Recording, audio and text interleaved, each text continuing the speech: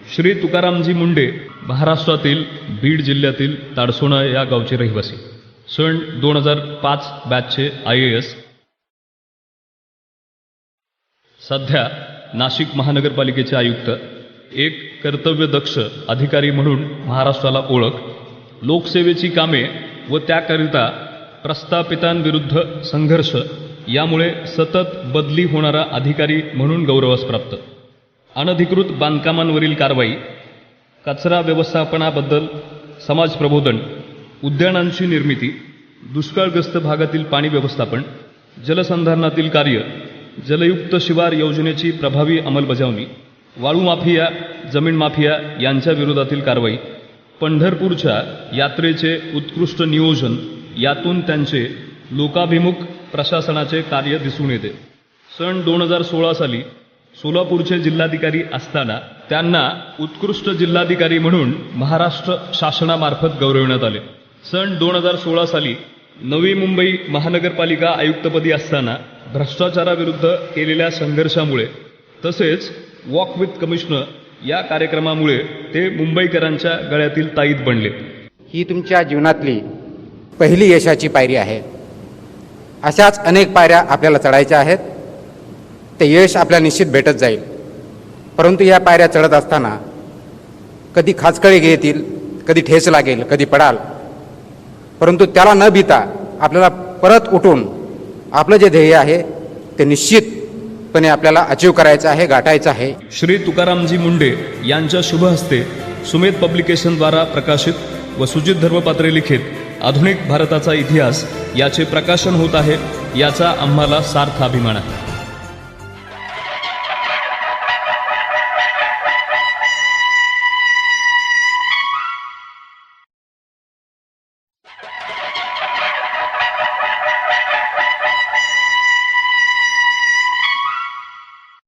व्यासपीठावरील सर्व आदरणीय, आमच्या सर्वांचे, आपल्या महाराष्ट्राचे लाडके माजी महासंचालक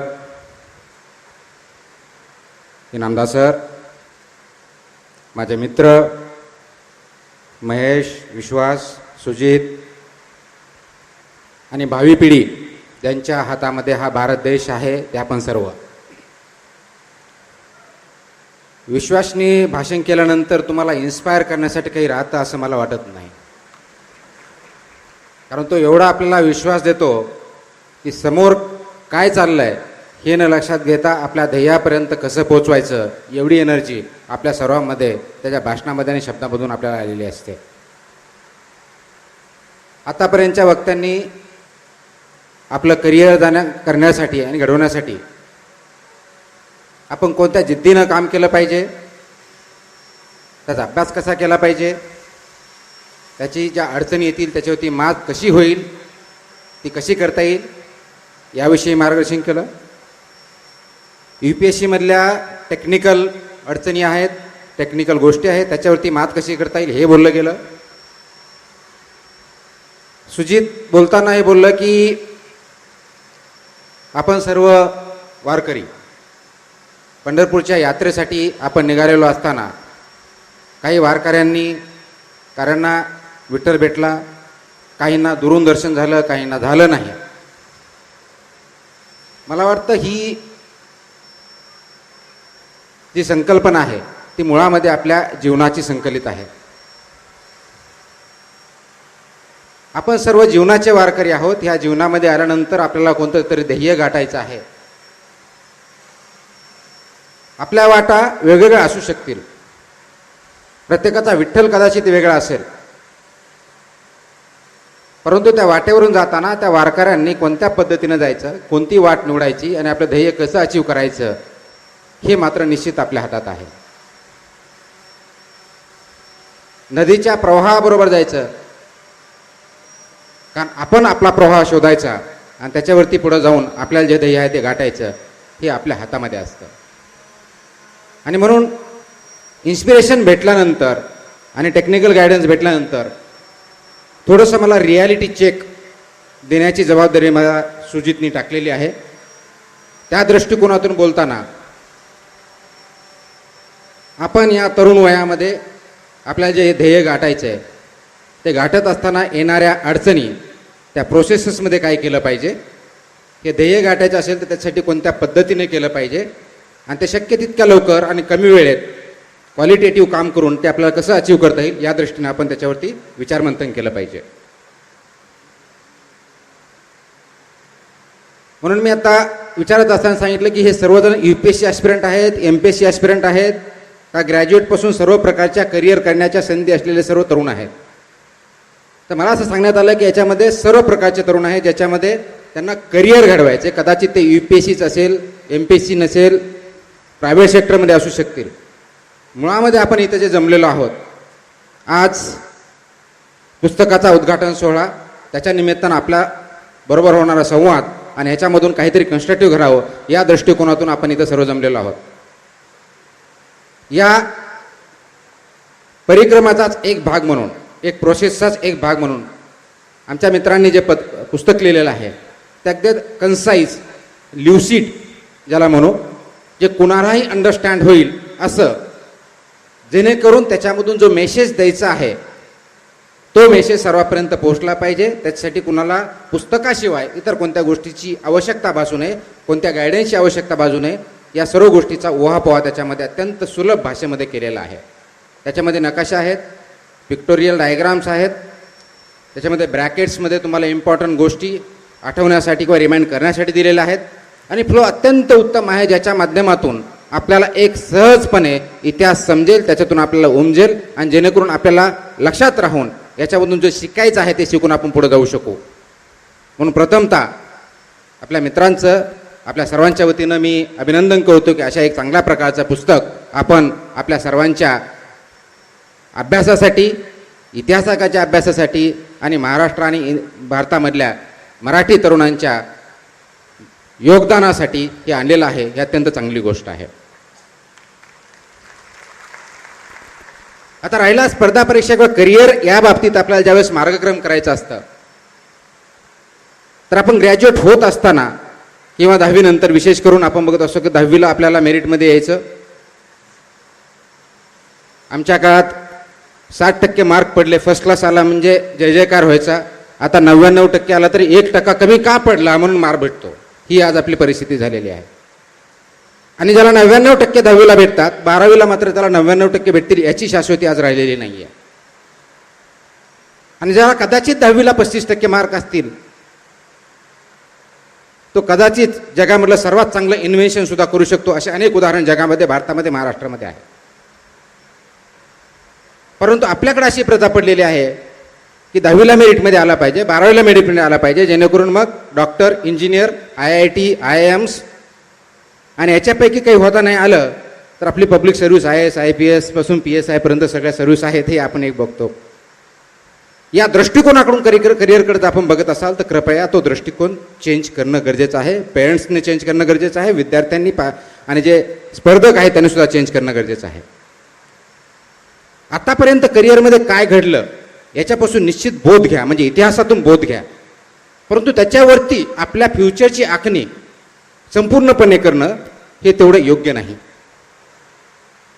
या स्टेजला ज्यावेळेस आपण एक ग्रॅज्युएशन स्टेजला म्हणजे 20-21 वर्षाच्या आसपास असू त्यावेळेस आपल्याला एवढं आकलन होत असतं की आपल्या स्ट्रेंथ्स काय आहेत, विकनेसेस काय आहेत, अपॉर्च्युनिटीज काय आहेत, याच्यावरती विचारमंथन होणं जास्त गरजेचं आहे. आपण खूप मोठ्या प्रमाणात कन्सल्टन्स करतो की तुकाराम मुंडे आले त्यांचं गायडन्स घेतलं, विश्वास नांगरे आले त्यांचं घेतलं, महेशजी आले त्यांचं घेतलं, किरण आला त्यांच्याकडून घेतलं, आणखी अनेक क्लासेस लावले. यांनी एक पुस्तक सांगितलं अग्निहोत्रीचं, मी दुसरं कोणतं तरी DD बसूच सांगितलं, मी सगळे पुस्तक वाटले, मग मला जास्त नॉलेज भेटलं आणि म्हणून मी आता सक्सेस होणार. हा जर अप्रोच आपण ठेवत असाल तो अप्रोच अत्यंत चुकीचा आहे, तो आपण बदलला पाहिजे. आपण निश्चित विचारमंथन करा, आपल्या याच्यावरती कन्सल्टन्सी घ्या. आपल्याला खूप लोकांकडून, ज्याला आपण मराठीमध्ये ऐकावे जनाचे करावे म्हणावे, आपण खूप जणांची निश्चित सक्सेस कॅन्डिडेट बरोबर, फेलियर कॅन्डिडेट बरोबरही, परीक्षेतले फेलियर यांच्याबरोबर चर्चा केली तर आपल्याला लक्षात येईल या यशाचा मंत्र कुठं आहे. तो आपण अंडरस्टँड केला तर आपल्याला कमी कष्टामध्ये लवकर यश भेटू शकतं. याची अनेक उदाहरणं आपल्यासमोर आहेत. तो मार्ग आपल्याला अवलंबला पाहिजे. आणि म्हणून त्या दृष्टिकोनातून आपल्याला, मला जो काही मेसेज द्यायचा थोडक्यामध्ये तो हाच असेल की आपल्या इतिहासावरती अवलंबून 100% पुढचं नियोजन करू नका. आपल्या इतिहासावरती स्वतःच्या जो काय आपला अकॅडमिक करिअर ग्राफ आतापर्यंत राहिलेला आहे त्याच्यावरती निश्चित विचार करा, त्याच्यातून निश्चित शिका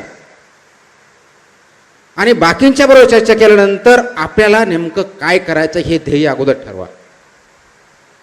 असं होत नसेल तर आपण निश्चितच लॉंग टर्म प्रोसेसमध्ये जातो आणि लॉंग टर्म प्रोसेसमध्ये गेल्यानंतर मग एक त्या विशेष सर्कलमध्ये आपण अडकायला गेलो, मग पहिला अटेम्प्ट, मग दुसरा अटेम्प्ट, तिसरा अटेम्प्ट, 7वा अटेम्प्ट, मग याच्याऐवजी मध्येच MPSC करायची का 2 अटेम्प्टची, नाही मग मध्येच एक नेट परीक्षा देऊन MA करून मी काहीतरी लेक्चरशिप करतो, मग माझं फायनान्शियल स्टॅबिलिटी येईल, मग कुटुंबावरती माझं दायित्व राहणार नाही आणि मग मी करेल.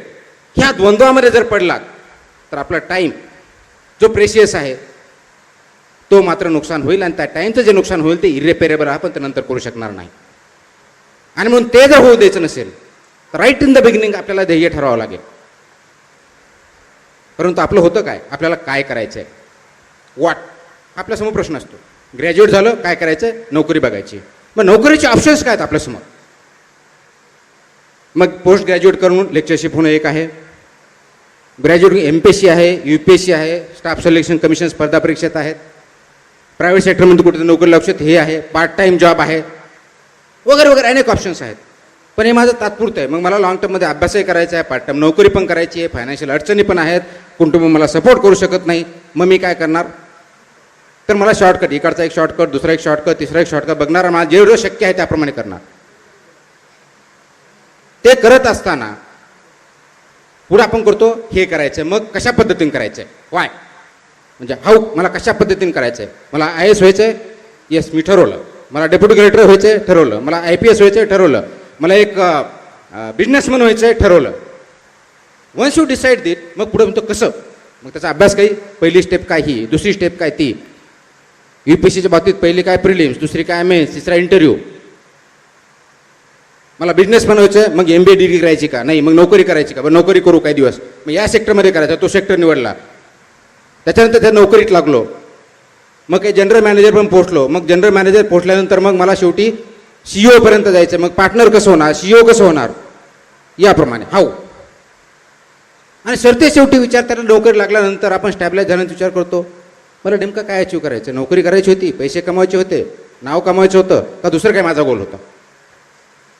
मग त्यावेळेस विचारतो आपण हे सगळं एक 10 वर्षाची सर्व्हिस झाल्यानंतर कोणत्या कंपनी, हे सर्व मी कशासाठी करतोय, वाय नोकरी करतोय कशासाठी, कुटुंब आहे, व्यवस्थित घर आहे, कम्फर्टेबल लाईफ आहे, मग ह्याच्यापेक्षा वेळा मला काही करायचं आहे का, मग ही नोकरी सोडून दुसरं काही करायचं आहे का, नाही मी आता एक ब्रँड तयार केला, मला दुसरं काही करायचं आहे का,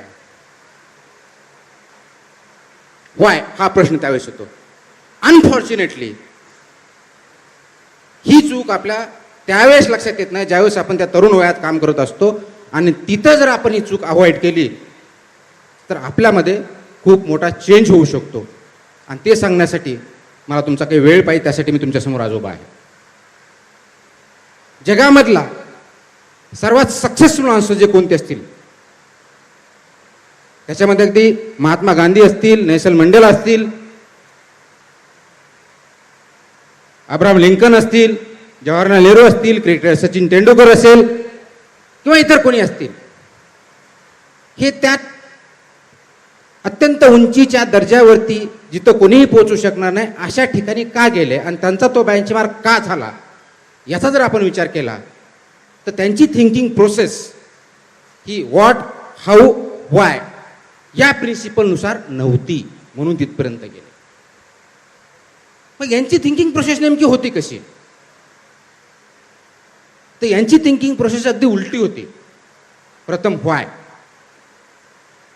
मला जे काय करायचे ते कशासाठी करायचं, I have to decide my self.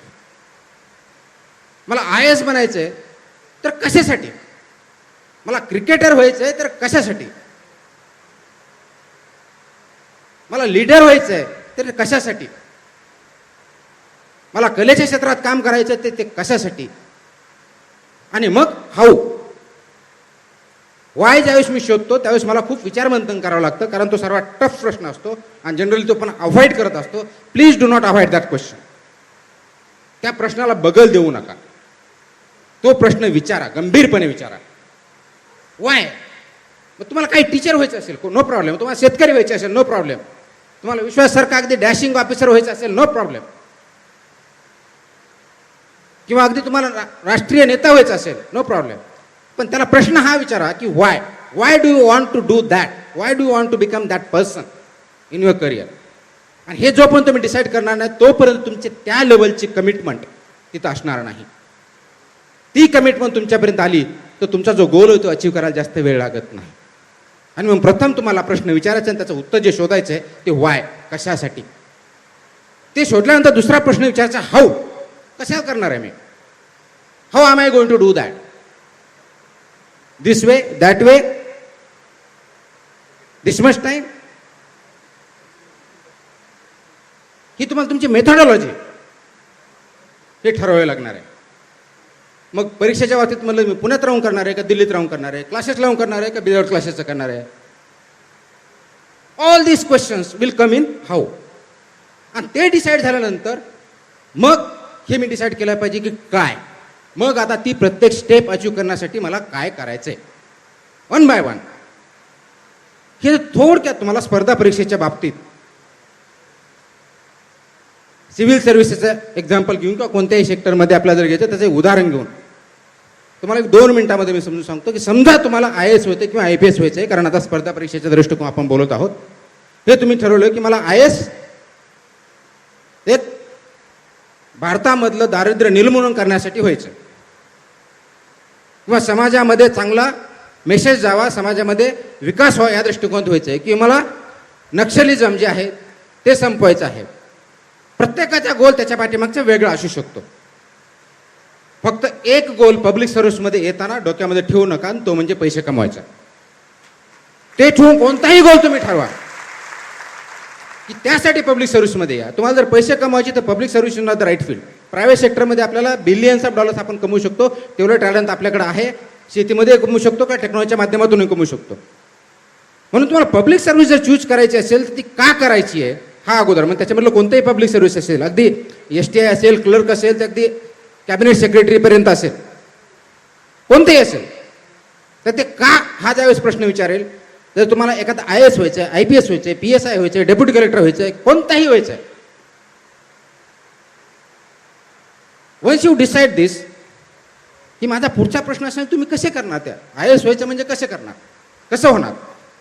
तर साहजिकपणे तुमच्या डोक्यात उत्तर असेल की परीक्षा देऊन होणार, परीक्षा पास होऊन होणार. बरोबर आहे? Yes or no? मला उत्तर येत नाही ऐकायला. आपल्या UPSC परीक्षेमध्ये सर्वसाधारण प्रिलिमला 7 ते 10 लाख मुलं दरवर्षी अपिअर होतात. त्याच्यातले IAS IPS बघितलं तर 200 ते 300 दरम्यान असतात. याचा अर्थ परीक्षा देऊन सर्वजण IAS IPS होत नाहीत. परीक्षा सर्वजण देतात पण होत नाही. मग काय करायचं? परीक्षा शिवाय होता येणार नाही मान्य आहे, ते माध्यम आहे, पण परीक्षा दिल्याने होत नाही. तुम्ही म्हणा चांगला अभ्यास करून होणार, चांगला अभ्यास करूनही होत नाही. Let me very very clear, चांगला अभ्यास करूनच होणार नो. म्हणजे नेमका काय करायचं. मी समजा इतिहास हा पुस्तक, आणि आमच्या तिघांमधला जर धागा बघितला तर एक कॉमन सगळ्यांचा इतिहास हा विषय होता, तिघांचा होता. आणि दुसरे विषय त्यांचे होते. माझा एक राज्यशास्त्र दुसरा विषय होता. माझा प्रायमरी राज्यशास्त्र होता, सेकंड ऑप्शन माझा हिस्ट्री होता. आता राज्यशास्त्राचं आणि इतिहासाचं नातं असं आहे, history is what has happened in the past आणि politics is the possibility of future which is going to be history tomorrow. याचं कोरिलेशन आहे. आणि म्हणून मला जर एखादा हिस्ट्री विषय घेऊन, पॉलिटिकल सायन्स विषय घेऊन, पब्लिक ॲडमिनिस्ट्रेशन विषय घेऊन मला UPSC परीक्षा पास व्हायचं असेल किंवा IAS किंवा IPS जी पोस्ट पाहिजे ती घ्यायची असेल तर मी फक्त परीक्षा देऊन किंवा अभ्यास करून मी IAS IPS होईल असं जर कोणी म्हणत असेल ते अत्यंत चुकीचं आहे, अर्धवट आहे. अभ्यास करावा लागेल, परंतु फक्त अभ्यासावरती तुम्ही होणार नाही. तुम्हाला जे लागणार आहे ते सर्वात महत्त्वाचं म्हणजे हायेस्ट मार्क्स लागणार आहेत. मार्क्सशिवाय तुम्ही परीक्षा द्याल फेल व्हाल किंवा पाहिजे तेवढे मार्क्स पडणार नाहीत. म्हणून तुमचा गोल हा परीक्षा देणं एवढा नसून परीक्षेमध्ये हायेस्ट मार्क भेटवणे हा असला पाहिजे.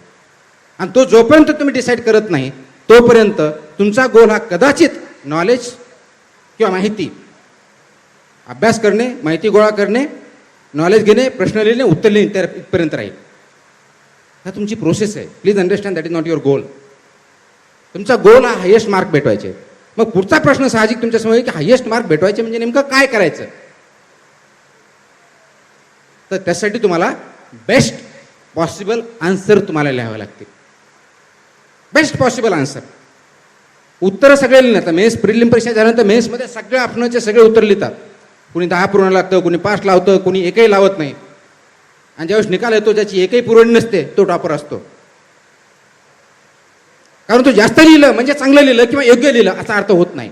आणि म्हणून जास्त म्हणजे तुम्हाला हायेस्ट मार्क भेटायचे असेल तर यू शुड नो मला हायेस्ट मार्क कसे भेटतील.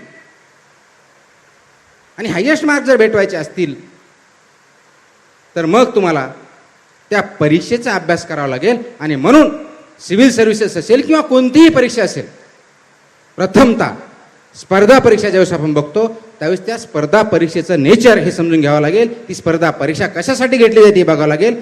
आणि त्याच्या प्रश्नपत्रिकाचा अभ्यास केल्यानंतर अभ्यासाला सुरुवात करावी लागेल. हे जोपर्यंत तुम्ही समजून घेणार नाही तोपर्यंत तुमचा वेळ वायाला जात असतो. आपण काय करतो, पहिला म्हणजे आम्ही तो अनुभवला, आम्ही सर्व त्याच्यातून गेलेलो आहोत.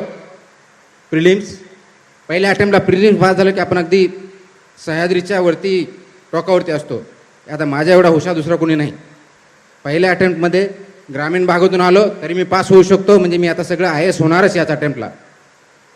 जसाच मेन्सचा अभ्यास चालू होतो, मेन्सचा रिझल्ट येतो, आपण खाली आलेलो असतो आणि पुढची प्रिलिम्स आलेली असते त्याची फेल होण्याची परत भीती असते. त्याचं कारण असतं की कदाचित प्रिलिमच्या दृष्टिकोन ऑब्जेक्टिव्ह ज्यावेळेस क्वेश्चन असतात आणि आपल्याकडे शाळा शिक्षण पद्धतीमध्ये घोकमपट्टी हा खूप मोठ्या प्रमाणात कदाचित त्याच्यामुळे आपण प्रिलिममध्ये पास होऊ शकू. मेन्समध्ये होईल की नाही याची गॅरंटी नाही. म्हणून प्रिलिमला स्क्रीनिंग टेस्ट असं म्हणतात.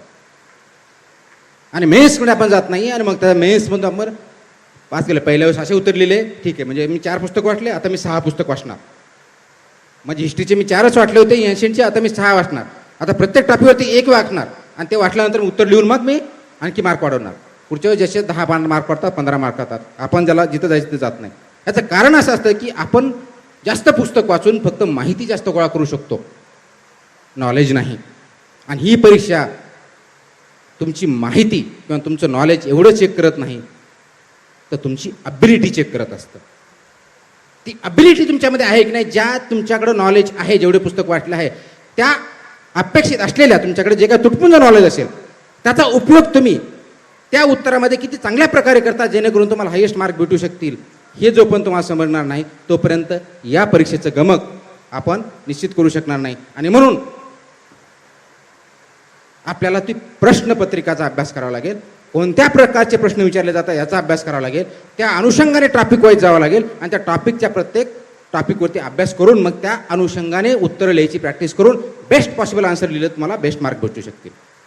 आणि म्हणून आपला जो प्रवास NCERT पुस्तक वाचणं, प्रिलिम पास वाचणं, मेन्सवरती जास्त पुस्तक वाचणं, मेन्समध्ये जाणं, इंटरव्ह्यू पण जाणं, परत वापस येणं, हा करण्याच्या ऐवजी मला 1100 मार्क पाहिजेत कट ऑफला मला IAS होण्यासाठी. तर 1100 मार्क भेटवण्यासाठी मला काय पाहिजे, तर माझ्या ऑप्शनमध्ये मला एवढे भेटवायचेत, माझ्या GS मध्ये एवढे भेटवायचेत, मला SA मध्ये एवढे भेटवायचेत. त्या अनुषंगाने मला प्रत्येक प्रश्न असा उत्तर द्यायचा आहे. आणि त्या अनुषंगाने जर मी अभ्यास केला तर पर्यायानं आम्हाला जे 3-4 अटेम्प्ट लागले तुम्हाला ते पहिल्या अटेम्प्टमध्ये होऊ शकतं.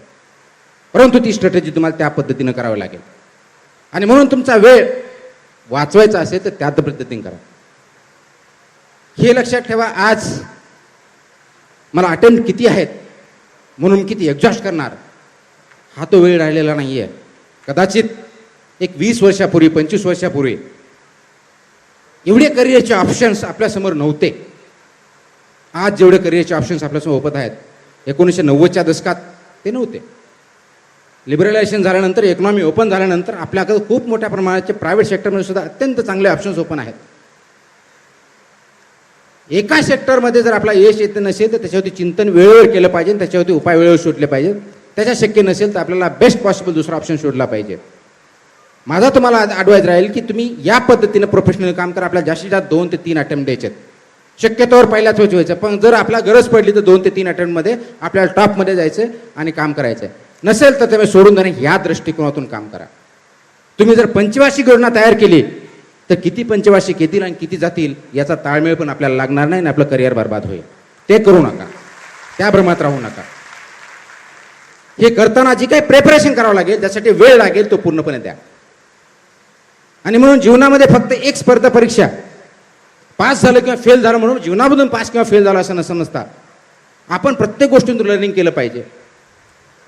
म्हणून जसं सुजित बोलला की आपण सर्व वारकरी आहोत, आपल्याला कुठेतरी विठ्ठल आपला जो काय कोणताही असेल, विठ्ठल याचा अर्थ तुमचं ध्येय मी म्हणतो, ते ध्येय गाठायचं असेल, ते सर्वात महत्त्वाचं ध्येय जर काय असेल तर सॅटिस्फॅक्शन हे आहे. At the end of the day मला सॅटिस्फॅक्शन झालं की मी आनंद झालो, येस मला आजच्या दिवसाचं सार्थक झालं, एवढी वेळ मला संध्याकाळी झोपताना आली पाहिजे. आणि ती जर वेळ दररोज येत असेल तर त्याच्या एवढा दुसरा चांगला माणूस किंवा प्राणी असू शकत नाही. त्या सॅटिस्फॅक्शनसाठी काम करा, त्या सॅटिस्फॅक्शनसाठी अभ्यास करा. आईवडिलांना आहे सोयचं आहे म्हणून सांगितलं म्हणून करू नका. तुम्ही जर त्याच्यात हॅपी नसाल तर तुम्ही नका करू. तुम्हाला जर हॅपीनेस इंजिनिअरिंग वाटतोय, इंजिनिअरिंगमध्ये करा. तुम्हाला जर हॅपीनेस टीचरमध्ये वाटतोय, त्याच्यामध्ये करा, पण बी द बेस्ट. आपल्या सर्वांचं ध्येय एकच आहे, पुढचे पावलं टाकणं हे नाही आहे. प्रत्येक सेक्टरमध्ये जो कोणतं सेक्टर मी निवडेल त्याच्यामध्ये मी लीडर असेल. आणि तुमचं आणि आमचं, आणि विशेष करून आम्ही जे इकडे बसतो या सर्वांचं सर्वात महत्त्वाचं ध्येय काय आहे तर आमचे फॉलोअर्स क्रिएट करणं हे आमचं ध्येय कधीच असू शकत नाही. असं जर गांधीजींनी म्हटलं असतं, असं जर नेहरूंनी भेटलं असतं तर आज आपला देश स्वातंत्र्य झाला नसतं, फॉलोअर्स तयार केले असते. They created leaders. आणि लीडरची सर्वात मोठी क्वालिटी जर कोणती असेल तो create leaders in each one of you. म्हणून तुमचं आणि माझं ध्येय या समाजामधल्या प्रत्येक घटकामध्ये लिडरशिप प्रोव्हाइड करणंच म्हणजेच लीडर तयार करणं हे आहे. ते जर आपण करू शकलो तर कोणत्याही क्षेत्रामध्ये आपण उंच भरारी घेऊ शकतो, जीवन सार्थकी लागू शकतं. या दृष्टिकोनातून काम करा. हे करत असताना अडचणी अनेक येतील. म्हणून मी या बॅकग्राऊंडचा आहे, या कास्टचा आहे, या रिलिजनचा आहे, मला फायनान्शियल बॅकअप नाही म्हणून मला ह्या अडचणी येतात, हे जर कोणी म्हणत असेल तर साफ चुकीचं आहे. आपला अप्रोच बदला. तुमच्या पास्टवर तुमचं फ्युचर ठरू शकत नाही, तुमच्या प्रेझेंटवरती तुमचं डेफिनेटली फ्युचर ठरतं.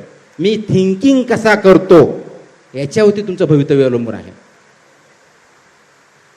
आणि म्हणून आपण आज जे दिसतो, आज जे बोलतो, हे रिफ्लेक्शन पास्टचं आहे. आणि पुढं कसं राहणार आहे, आजचा जी थॉट प्रोसेस आहे त्याच्यावरती पुढचा फ्युचर डिसाईड होणार आहे. आज आपल्यासमोर कोणी बोलत असताना किंवा आपण ज्यांना आदर्श मानतो असे कोणते व्यक्तिमत्व असताना आपण असं सांगतो की हा IASचा मुलगा आहे म्हणून खूप हुशार आहे, हा मंत्र्यांचा मुलगा आहे म्हणून अत्यंत त्याला नोकरी चांगलीच भेटणार, किंवा तो पॉलिटिशियन होणार किंवा डॉक्टर होणार. का तो डॉक्टरचा मुलगा आहे. अधिकाऱ्यांची मुलं अधिकारी होणार, ते अत्यंत वर्गामध्ये पहिलाच राहणार. हे एक आपला सर्वसाधारण बघण्याचा दृष्टिकोन असतो. हा दृष्टिकोन का असतो याच्यामध्ये आपण काल जात नाही. आपण असं बघतो का की तुकाराम मुंडे आहे, यांचा मुलगा आहे म्हणजे शाळेमध्ये पहिलाच आला पाहिजे आणि तो हुशारच असला पाहिजे कारण तुकाराम मुंडे हुशार आहेत. असं जर जीन्सच्याद्वारे असतं तर कदाचित आईन्स्टाईनचे आतापर्यंत भरपूर आईन्स्टाईन झाले असते. तसं होत नाही. ते का होत नाही तर मुळामध्ये जी एक पर्सनॅलिटी प्रत्येकाची असते ती युनिक असते. ती युनिक कशी असते तर कॉलेजमध्ये तुम्ही शाळेमध्ये कॉलेजमध्ये असताना की आपण बघतो एखादा मुलगा एकदम चांगले कपडे घालून घेतो, त्याच्याकडे नेहमी बघता म्हणतो की हा टिपटॉप राहतो. एखाद्याची बाईक अत्यंत चांगली असते, त्याची बाईककडे बघितलं की अगदी नवीन वाटतं, 10 वर्ष जुने असले तरी वाटतं. एखादी मुलगी अगदी सुंदर असते, तिचे केस चांगले असतात, नाही केस असावेत ते माधुरी दीक्षित सारखे. हे का? त्याचं कारण असं आहे की एक ऍक्टिव्हिटी आपण ज्यावेळेस करतो ती एक ऍक्टिव्हिटी न राहता काही दिवसामध्ये ती आपली सवय होऊन जाते. It becomes habit. ही कुठून येते तर पहिली तुमच्या डोक्यात थॉट प्रोसेस चालू होते. प्रत्येक जणाकडे शूज असेल किंवा चप्पल असेल, ते पायात घातलेले असेल, आणि 2 मित्र असतील, एकाच दिवशी 2 शूजच्या पेअर घेतल्या असतील, 10 दिवसानंतर बघितल्यानंतर एक लक्षात येतं, एक जसा त्याचा चांगला वाटतो, दुसऱ्यावरती 1 महिना किंवा 2 महिने झाला असं वाटतं. का? एकाने त्याला टापटीपणे साफसूफ ठेवलंय, दुसरा त्याच्याकडे साफसफाई करत नाही. हॅबिट, सवय. ही सवय तुमच्या थिंकिंगमध्ये येते. आणि म्हणून जे सक्सेसफुल कॅन्डिडेट माणसं आहेत त्यांना त्या सवयी जडत असतात आणि त्या सवयी घडवल्या जात असतात. म्हणून ती प्रोसेस तुमच्या थिंकिंगमुळे चालू करा की मला ही सवय लावायची. कशाची? मला सवय लावायची चांगल्या थॉट्सची, मला सवय लावायची चांगल्या ॲक्शन्सची, कार्यवाहीची. एक सवय झाली टिपटाप राहण्याची, दुसरी प्रामाणिकपणे काम करण्याची, तिसरा वेळेवर अभ्यास करण्याची, चौथा रिझल्ट ओरिएंटेड करण्याची. 1, 2, 3, 4, 10 ह्या ज्या सवयी तुम्ही राहा, या सगळ्या आपल्या जीवनाच्या डे टू डे लाईफमध्ये जशा सवयी वाढत जातात, तो तुमचा स्वभाव बनतो. It becomes your nature.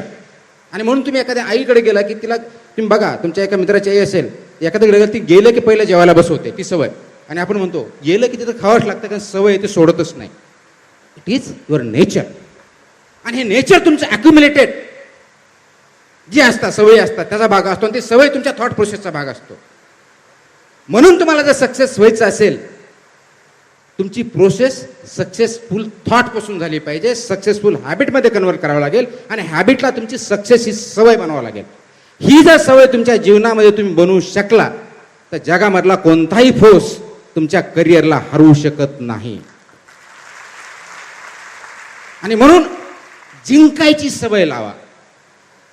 ज्या कोणत्या क्षेत्रात तुम्ही जाल, त्या क्षेत्रामध्ये जिंकायची सवय लावा. ही जिंकायची सवय जर तुम्ही स्वतःला लावली, तर स्वतः जिंकाल, कुटुंब जिंकेल, कुटुंब जिंकलं, समाज जिंकेल, आणि समाज जिंकला तर हा माझा भारत देश जिंकेल. आणि म्हणून तुमच्याकडून मला हीच अपेक्षा आहे. स्पर्धा परीक्षात पास होणार, सक्सेस होणार नाही होणार हे तुमच्या सवयीवरती अवलंबून आहे. त्याच्यापेक्षा महत्त्वाची सवय तुम्हाला जी लावावी लागेल, तर एक माणूस म्हणून मला जिंकायची सवय लावा. ती जर आपण सवय लावू शकलो, तर मला वाटतं तुमच्या करिअरमध्ये छोट्या छोट्या अडचणी तुम्ही कधीही मात करू शकता. त्या दृष्टिकोनातून पावलं उचला, त्या दृष्टिकोनातून विजयी व्हा. या सर्वांसाठी, तुमच्या भविष्यासाठी मी शुभेच्छा देतो. आणि या विजयी सवयी लावाल अशी अपेक्षा करून माझे 2 शब्द संपवतो. जय हिंद, जय महाराष्ट्र.